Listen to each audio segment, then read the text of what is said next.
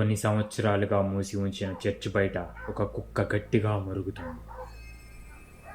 ఆ క్షణంలోనే ఒక నీడ బయటకు వచ్చింది. ఆ నీడను చూసిన కుక్క భయంతో మూగబోయింది.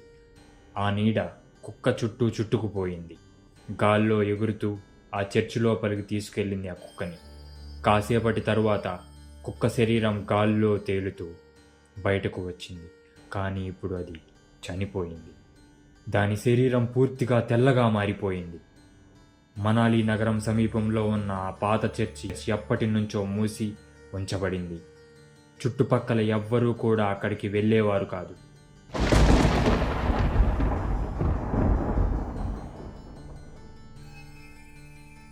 కొన్ని రోజుల తర్వాత కాలేజీ విద్యార్థులు ట్రిప్ కోసం మనాలి వచ్చారు. రాత్రి సమయంలో కొందరు విద్యార్థులు టీచర్లకు తెలియకుండా హోటల్ నుంచి బయటకు వెళ్ళారు. ఇలా చిన్న పిల్లల్లాగా ట్రీట్ చేస్తే ఎలా సరదాగా ఉంటుంది అని ఒకరు అన్నారు.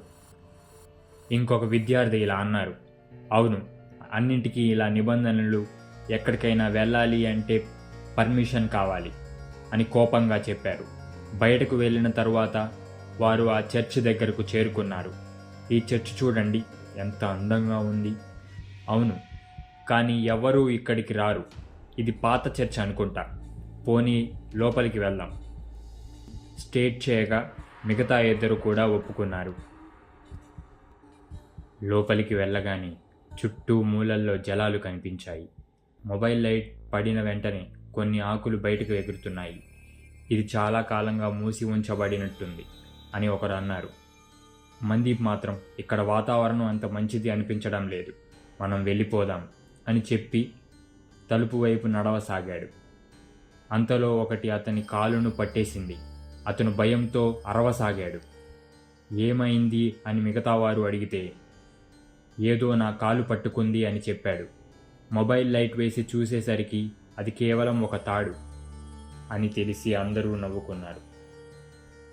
వాళ్ళు ముందుకు సాగుతుండగా అంతలోనే చర్చిలో లైట్లు వెలగడం ప్రారంభించాయి.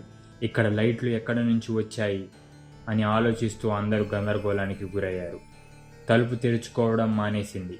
బయటకు వెళ్లేందుకు ప్రయత్నించిన ప్రయోజనం లేకపోయింది.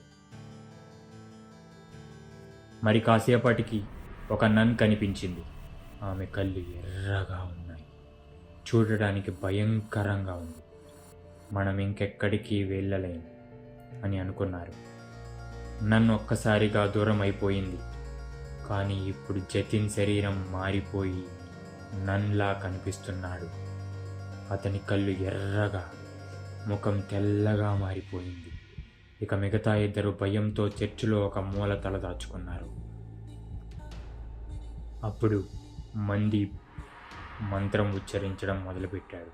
వంగే గురు జీ కాల్సా, వహే గురు జీకి ఫతే అంటూ నన్ వైపు దాడి చేశాడు.